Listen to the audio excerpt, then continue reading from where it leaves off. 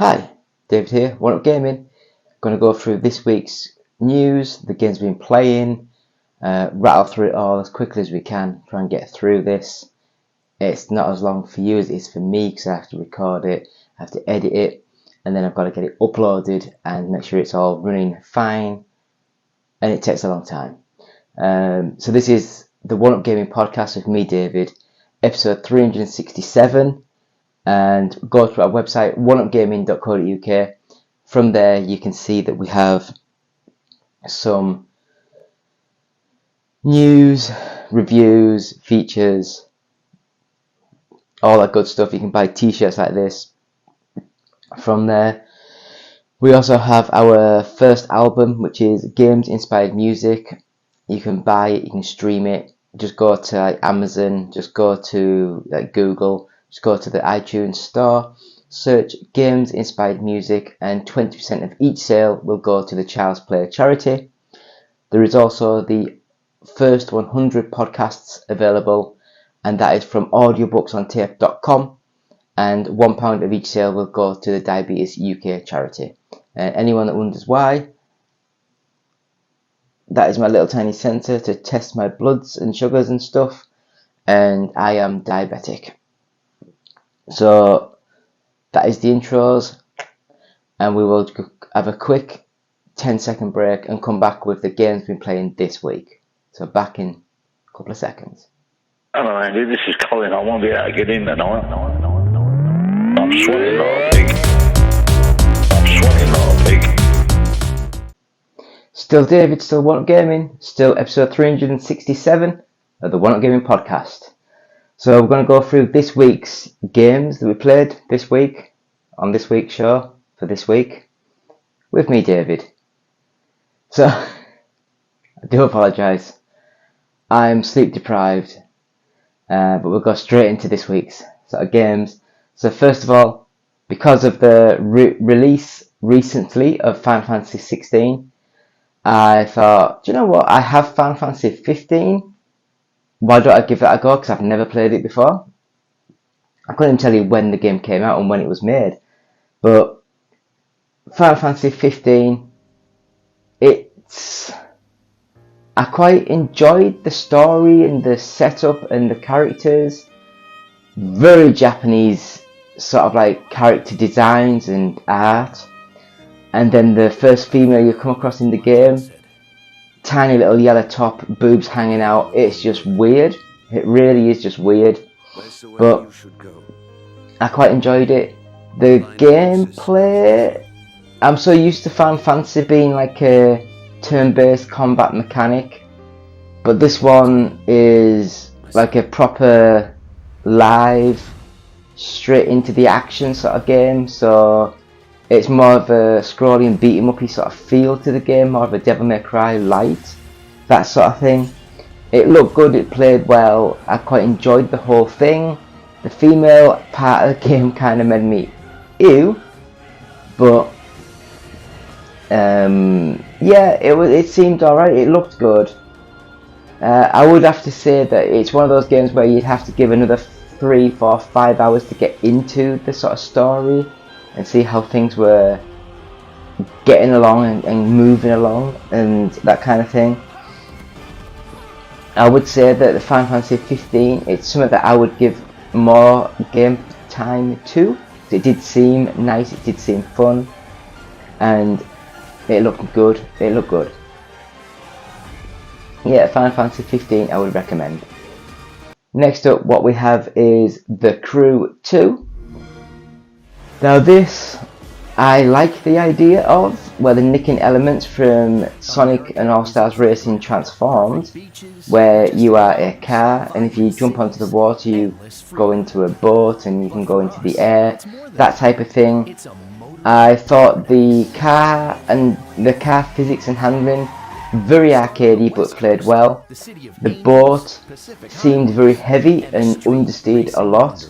And then the plane, I just did not like the control mechanics of the plane.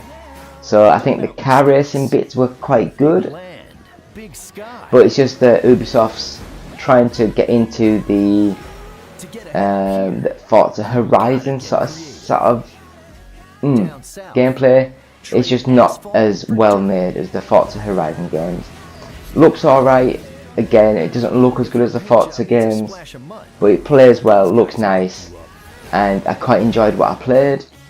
I just don't think that it's worth 60-70 quid for a game like this when you can buy better options elsewhere. Maybe if you've got a PlayStation 5, this might be the best open world racer available at the moment, but if you've got an Xbox you have no excuse. If you have a PC you have no excuse. Forza Horizon 3, 4, 5, much better games than this. So yeah, I would say if you have a PlayStation it's a great game, if you have an Xbox it's a good game. They're the differences. Next up, I had a quick go at Tekken 7. Now I loved Tekken, I loved Tekken 2, and Tekken 3 I played a lot of, but I didn't get into, and then I kind of fell out of the series because I think that's when I went to the Xbox side of things, and I started playing like Dead or Alive, those sort of games. I've dabbled in Tekken Tag Tournament, Tekken Tag Tournament 2, a few of the other ones. I thought, you know, Tekken 7 I'll get. I thought I'd see what it was about, and it's kind of a mix of the gameplay elements of the new Mortal Kombat games. So the Mortal Kombat stuff that actually the story is continuous and goes straight into the fight, that sort of thing.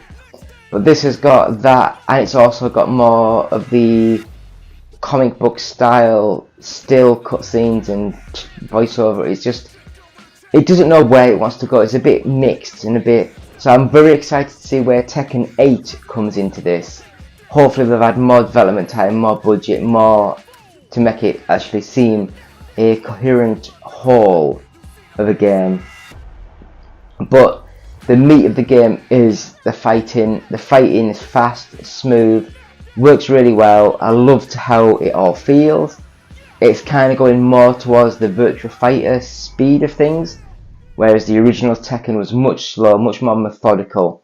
But now they seem to have upped the pace much more, and I do like the game, how it plays now, how it looks amazing, how I think it's using the Unreal Engine, how it's so fast and smooth, detailed, really big characters, and it's a great game. Namco doing well. Where's the bloody Ridge Racer game? We need a good Ridge Racer game. Moving on. Taxi Simulation in City.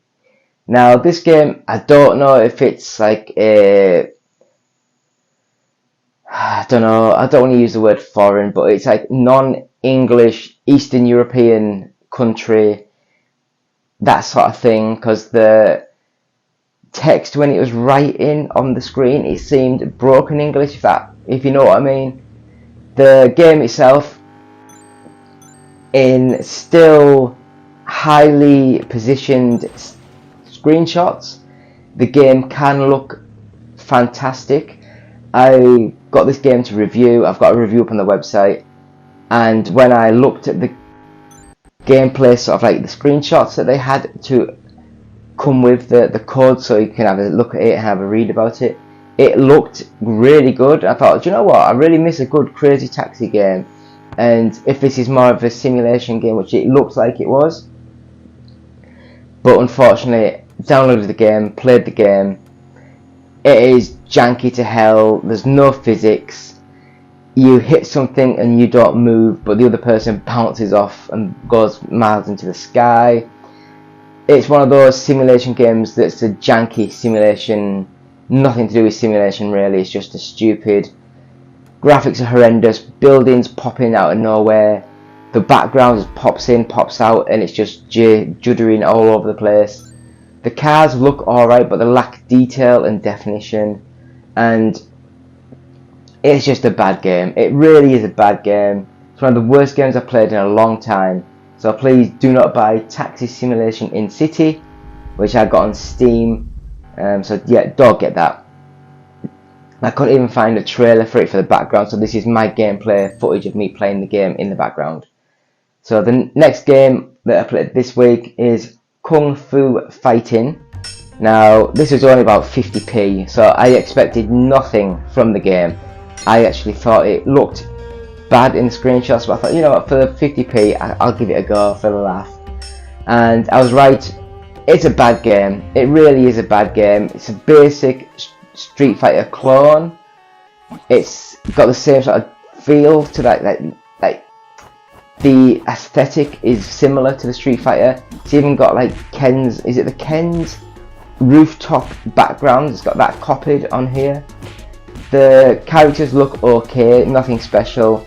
Movements very basic, graphics very basic. It's more of a testy demo sort of thing, but you paid money for it. I do think that if this person who's developing the game had a team of 4 or 5 people and had more of a budget and had like another year of development, they might have expanded it into something which is pleasant, not good, just pleasant. But again, no trailer, so you can tell how budget this game was. And it's my gameplay footage up on the video behind me, and you can see how bad the game is. So I will say though, for the price, it's worth getting just for the stupidity of the game. But yeah, Kung Fu Fighting, bad.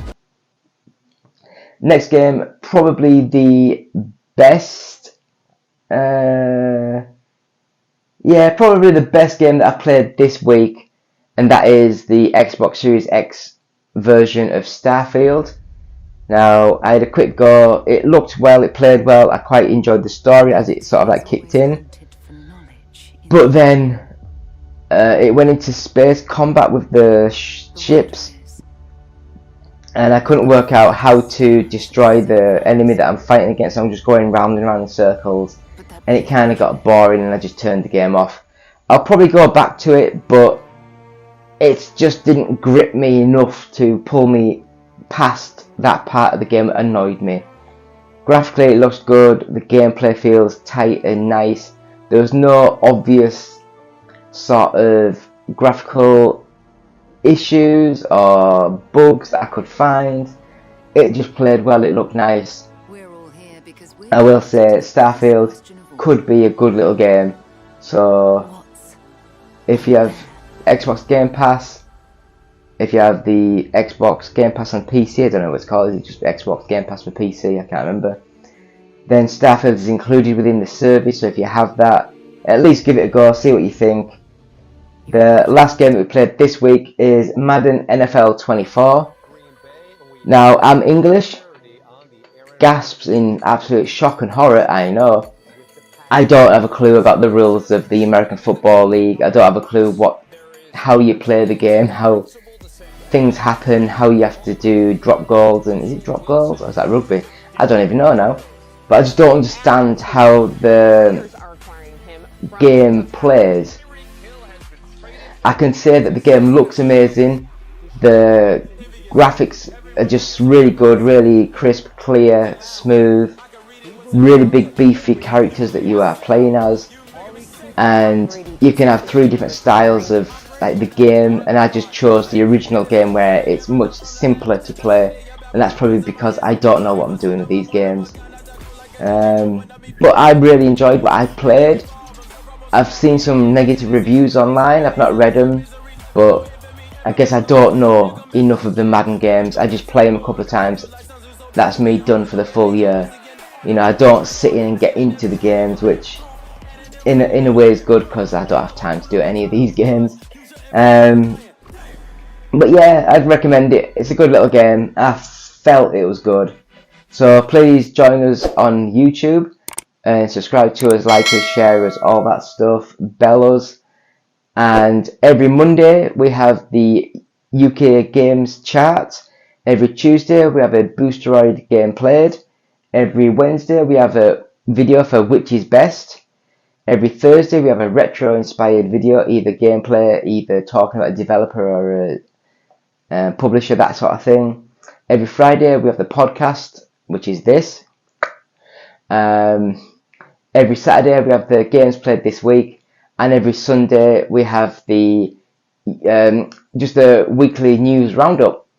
And that is what we do on our YouTube channel. So please subscribe to us, follow us, and we'll have a quick break now and we'll come back with this week's news. So back in a few seconds.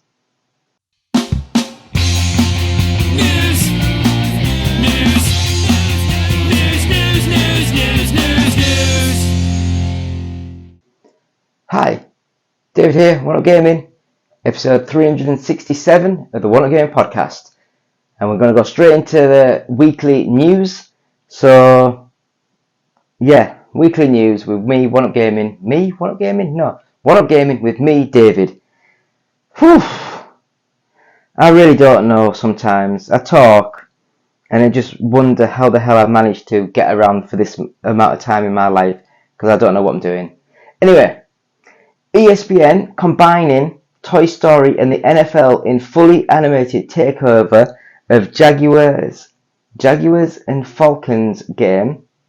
So do you guys say Jaguars? Because we say Jaguar. And Jaguars and Falcons game. Patrick Star roasting quarterback Russell. I have no idea what the hell any of this means. Russell Wilson was one of the 2022's most memorable moments. I have no idea. Now Buzz Lightyear will be taking aim at Trevor Lawrence as part of an Even Stranger crossover event by ESPN and Disney+. They'll combine the cast of Toy Story and the Jacksonville Jaguars and Atlanta Falcons. The only thing I remember about the Atlanta Falcons is that Mo Sizlak said it on one of the Simpsons episodes, and he put a beer mat or something in front of his mouth when he said it.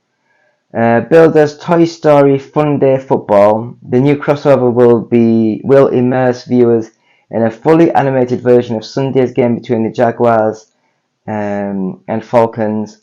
It's described as a first of its kind NFL presentation in which each Falcon and Jaguar will have animated representation on a traditional looking field created by the Toy Story setting. Oh god. Oh no. Oh god. Oh no. So I guess this will be like an American exclusive, I'd have a guess. I don't know. But what do you guys think? Leave comments. Are you excited to watch these fully animated, kiddie-friendly version of an American football game?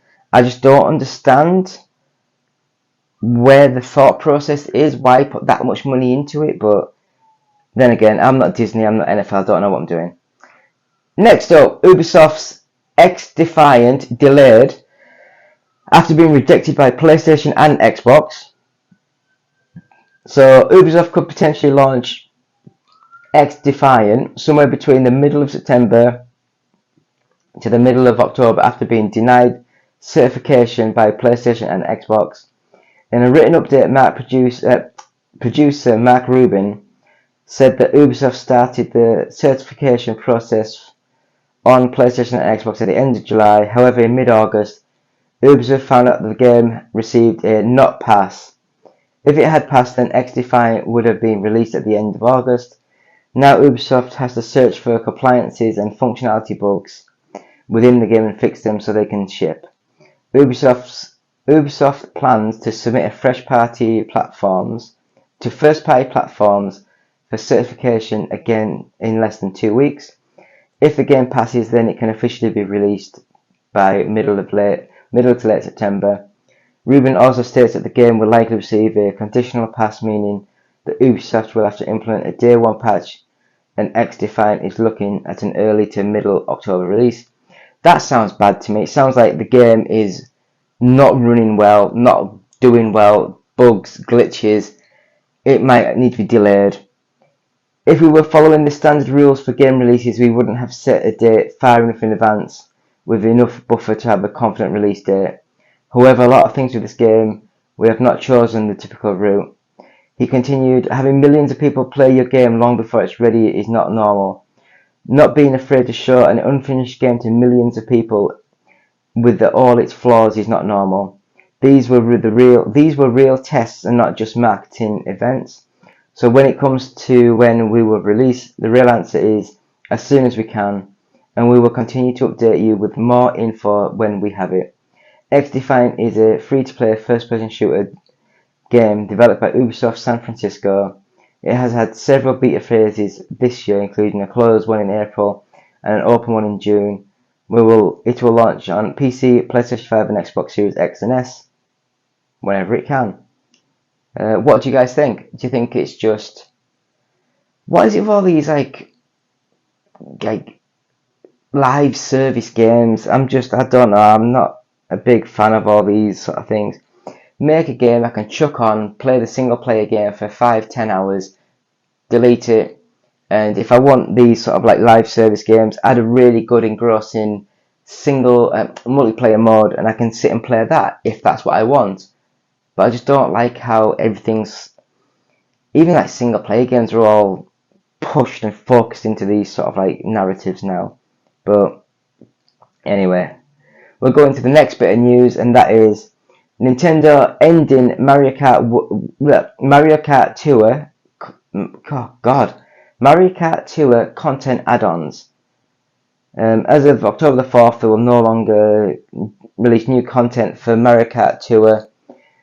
As shared by Reset Era user Poltergeist, Nintendo quietly announced the end of new content in an in-game update after the list of upcoming tours.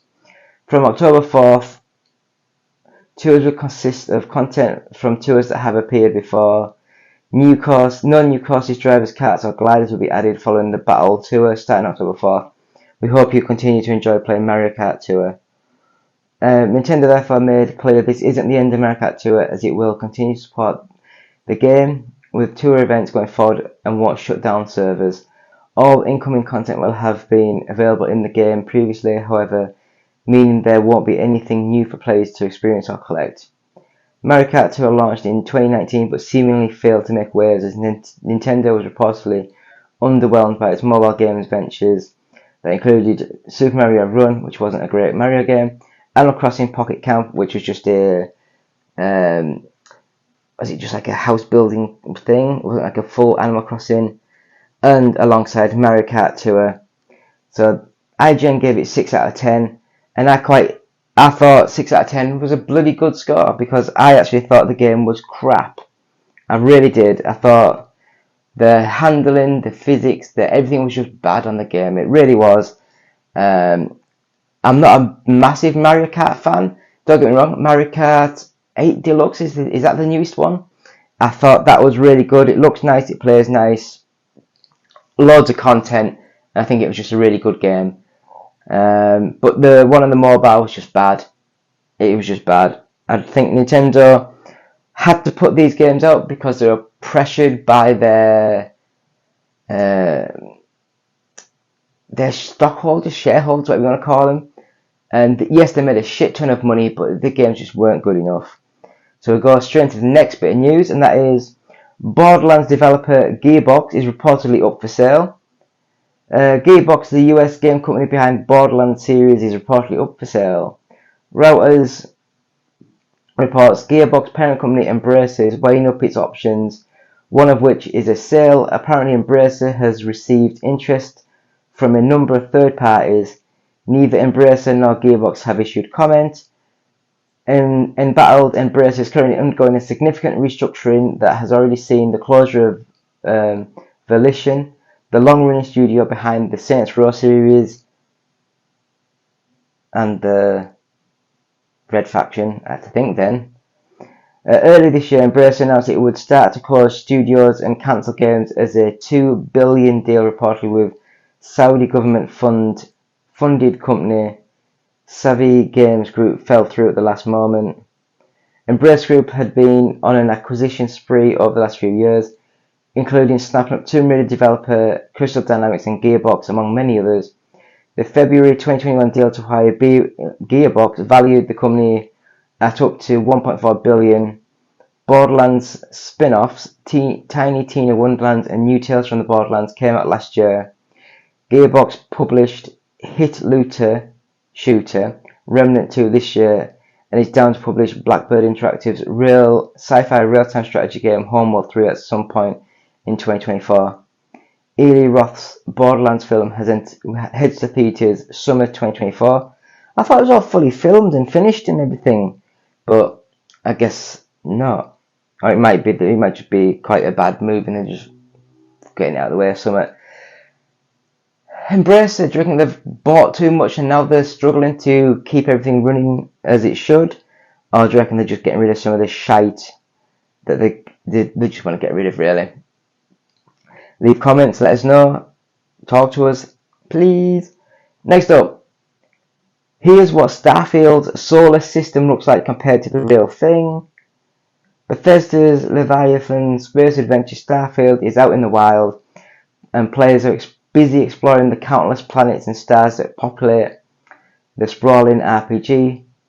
To mark its release, IGN is taking you on an orbital tour of Starfield's blah blah blah blah. Right, so Earth's altered appearance stands in stark contrast to the rest of the solar system, which has seemingly continued on regardless in the wake of humanity's exodus. The majesty of Saturn's rings is captured beautifully by the developer, who also took care to include the fainter ring system around Jupiter, Neptune, and Uranus. Attention to detail was also seemingly paid to scientific accuracy throughout the model. For example, in the current day, Uranus is the only planet that orbits at a near right angle compared to the rest of the worlds in the solar system, likely owing to a cataclysmic collision with a planetoid in the distant past. This same dramatic tilt is also evident in Bethesda's recreation, as are the rusty patches marring the surface of Pluto, which are thought in part to be the result of organic compounds called phylons that coat entire swaths of the dwarf planet. The icy solar system moons are very well modelled, featuring stress-cracked surfaces that hint at the presence of powerful gravitational influences of the. Oh yeah, it's just I'm not that. The story wasn't what I thought it was going to be. I'm sorry, it's not the best. But yeah, it's nice to know that they are modelling things and recreating things and doing really well with all that. But I would expect that with the money and the budget of the game. But anyway, we'll move on to the next bit of news, and that is, here are the 4 best footballers in the world according to EAFC 24. So the 4 players have an overall rating of 91. They are Kylian Mbappe, 91. Alexia Putellas, I've never heard of him, with 91. Erling Haaland, 91. And Kevin De Bruyne, 91. I'm surprised at Kevin De Bruyne. But yeah, there's a 91. Oh, it's a woman. It's a female. Is that the woman that got kissed? I don't know. So there's like there's 3 90s. Oh no, there's more. But is Neymar Jr. still up there with 89? Van Dijk's overrated. I think on this, De Bruyne is overrated, Benzema is overrated, Courtois is still overrated, Kane is overrated, Lewandowski is overrated, Messi is overrated, Neymar Jr. is overrated, Salah still good, but he's still overrated, Van Dijk overrated. The women's game, I couldn't tell you a single person. Is there any English? No English. But yeah, so that is that. I don't know. Are you excited for EA Sports FC 24? Because it's the first EA football game I've bought in a long time. I've bought it, I've got it ready to play when it downloads. And I just thought I'd give it a quick go just to see if any changes have been made. I don't think they will have done, but it's just nice to start with brand new people, brand new feedback. Next bit of news, Ash Ketchum, voice actor, shares emotional reaction to her final Pokemon scene. Ash Ketchum voice actor Sarah Nachochenny has shared a video of her raw and emotional reaction to the final scene of the Pokemon anime featuring the show's beloved protagonist of 25 years. We've known for a while that Pokemon anime would be bidding farewell to Ash and his pal Pikachu, but with the final episodes of Pokemon To Be a Pokemon Master now airing on Netflix, people are reflecting on the iconic duo's eventful journey, including Sarah, the English voice of Ash. I don't know who she is, I don't know. As reported by Nintendo Life, she's voiced a famous trainer for the past 17 years, posted a behind-the-scenes video from the studio showing her reaction to the freshly dubbed last season of Pokemon To Be a Pokemon Master. In the clip, she gently applauds the ending before breaking down into tears. Yeah, it's because she knows that her easy-to-do gig's just gone now, and now she'll have to find more work. It could be quite hard. Months ago, I filmed myself watching the freshly dubbed last scene of the Pokemon. I have no idea if I can watch it all now. I'm told it's incredible with music and effects. I hope you're enjoying it on Netflix US now. In response to the post, we received messages of love and support from fans, many reaching out to thank her for her contribution and commitment to the series over the years, while others shared their personal thoughts and reactions to blah blah blah blah blah. Yeah, I've not seen anything Pokemon since I was about 16, 17, and I'm 42 now. I did have a Pokemon little thing that you press 2 buttons at the bottom, it made its little cheeks light up, and I think it made a noise, I can't remember. And I didn't get any of the card games. I only got the red or the blue Pokemon game. I haven't really played any of the other ones since. And I have watched the Detective Pokemon, which was quite a good movie. But other than that, yeah, I've never been drawn into the Pokemon world. What do you guys think? Are you going to miss this voice actor? Let us know. So we'll move on to the next bit of news, and that is Drew Barrymore. The Drew Barrymore show resumes without writers amid the WGA strike. This is an update. 2 audience members said they were kicked out of the Drew Barrymore show today for their support of the WGA strike, while union members picketed outside. I'm not going to read that. Right, so the full story, let's have a look. Drew Barrymore has come under fire after announcing a resumption of her talk show amid the WGA strikes. According to Vanity Fair, the Drew Barrymore show will welcome its studio audiences back to the CBS. I completely blanked with the name. What letters were then? Broadcast Centre at 530 West 57th Street later today, September 11th. Despite a WGA picket which is due to begin this morning. This is bigger than just me, said Barrymore on Instagram. I own this choice. We are in compliance with not discussing or promoting film and television that is struck of any kind. We launched in the global pandemic, she added. Our show was built for sensitive times and has only functioned through what the real world is going through in real time. I want to be there to provide what writers do so well, which is a way to bring us together to help us make sense of the human experience. I hope for resolve for everyone as soon as possible. We have navigated difficult times since we first came on air, and so I take a step forward to start season 4 once again with an astute humility. However, the Writers Guild of America asserts the show is breaking the strike. The Drew Barrymore show is WGA covered struck television show, explained WGA spokesperson Jason Gordon. It has stayed off the air since the strike began on May 2nd, but has now unfortunately decided to return without its writers. This essentially means Barrymore, her cast and crew members, as well as her audience, will have to cross the Writers Guild line to produce the show. The Guild has and will continue to picket any struck show that continues production during the duration of the strike. Oh God. Barrymore herself, free to support the strike, saying everything we celebrate and honour about movies and television is born out of their creation. However, a CBS spokesperson claimed the Drew Barrymore show will not be performing any writing work covered by the WGA strike. Still, her celebrity guests will get a small reprieve under the rules. Actors are allowed to participate in talk shows as long as they restrain themselves from promoting any work distributed, produced, or financed by studios or streaming platforms that are a part of the Alliance of Motion Pictures or Television Producers. It's unclear, though, which actors will be willing to cross the picket. The Drew Barrymore Show does employ WGA writers who are currently out on strike, leaving many to wonder exactly who will be writing the show in its current form.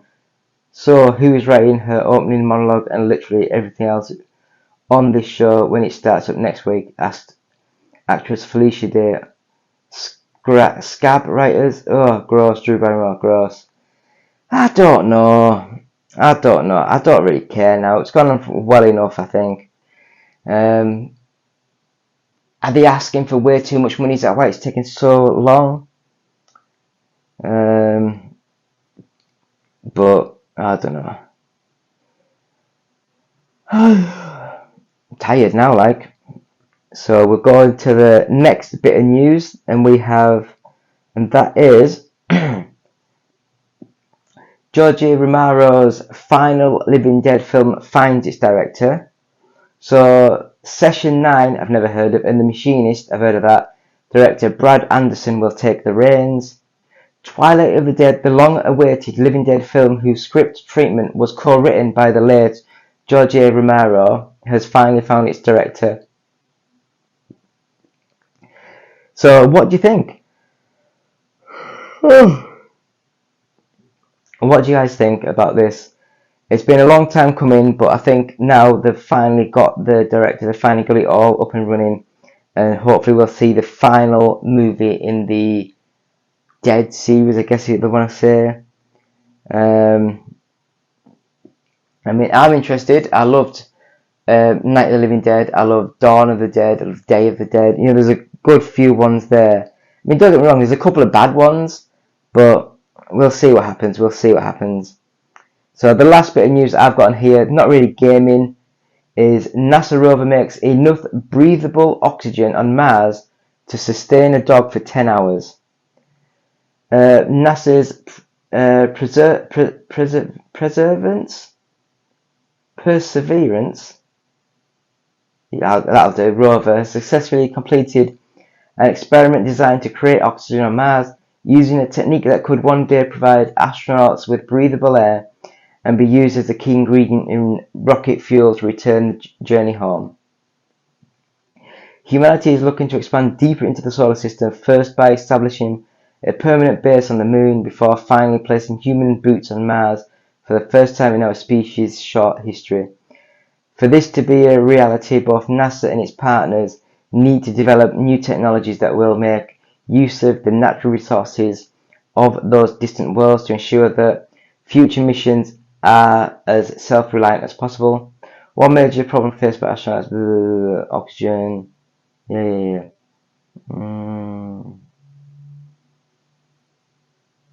So MOXIE is a microwave-sized instrument that uses a device called an electrolyzer to split carbon dioxide particles harvested from the Martian atmosphere into pure oxygen and waste products such as carbon monoxide.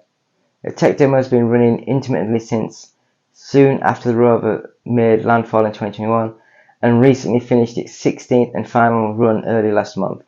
MOXIE was able to create oxygen at a rate of around 12 grams per hour and has now generated a total of 122 grams of the precious gas. The amount created, which is roughly the amount a small dog breathes in 10 hours, was twice as abundant at what the scientists were originally aiming for and had a purity of at least 98%. Besides being breathable, the oxygen could also be used as a clean ingredient, blah blah blah blah. So, NASA, you smart bastards, you are doing everything amazing. I can't believe all this stuff that's happening. It's so there. It's just crazy. It's absolutely mind-bogglingly crazy. That was the news for this week. We're going to have a quick break and we'll be back with this week's UK Top 40 charts. So back in a couple of minutes.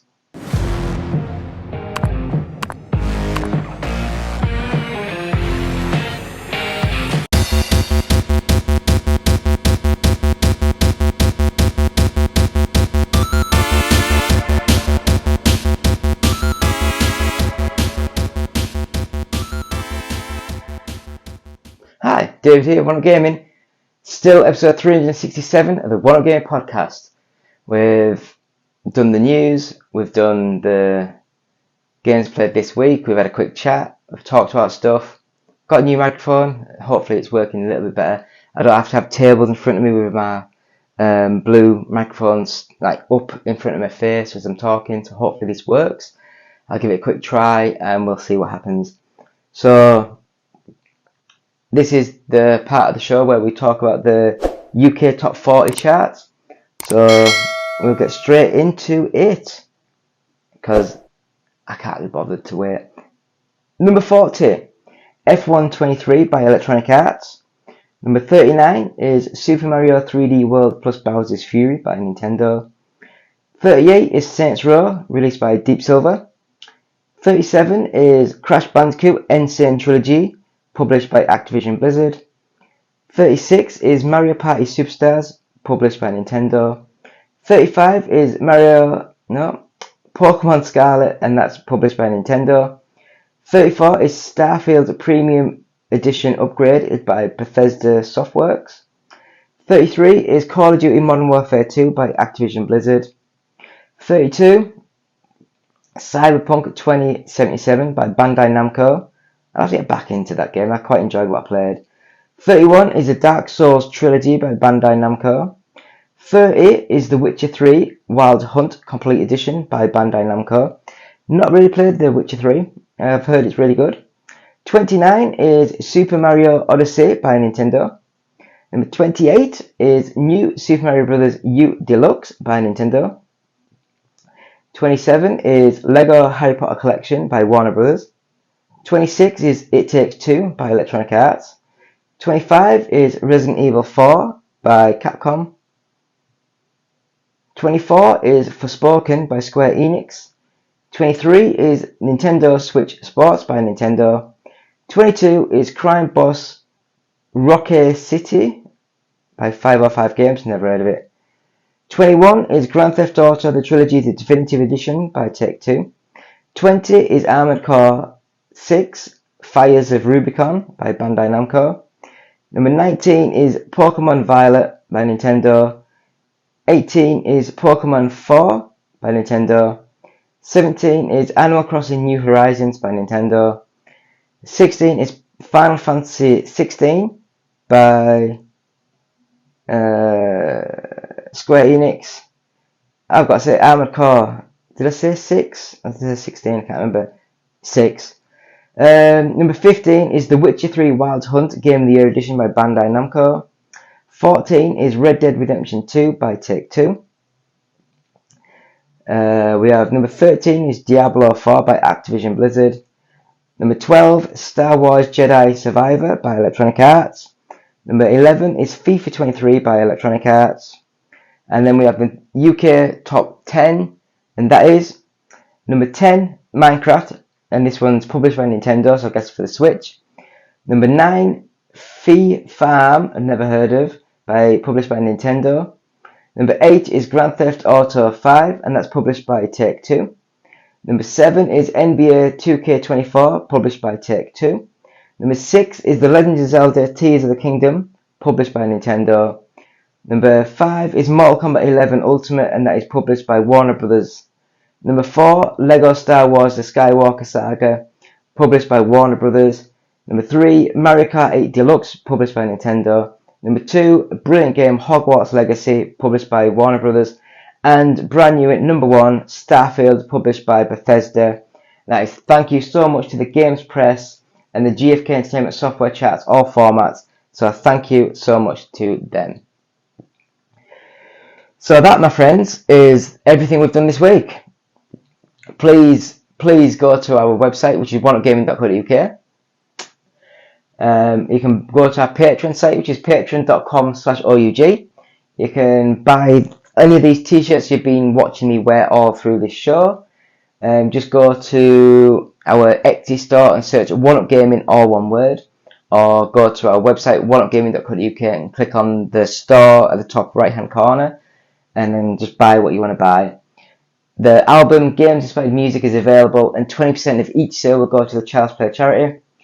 audiobooksontape.com. Go there for our first 100 podcasts in a digital form, and £1 of each sale will go to the Diabetes UK charity. Please follow us and subscribe to us on Facebook. Just search One Up Gaming. We're on YouTube, so like, share, bell, that stuff, and we love it. We love all your feedback. Comment on all our videos, things like that. We're on Twitch, which is twitch.tv/OUGofficial, I think, or it might be OUG UK now, can't remember. Twitter is @OUGofficial, and you can send us any messages at contact@oneupgaming.co.uk. So it's been me, David, with One Up Gaming, episode 367 of the One Up Gaming podcast. Thank you. Goodbye.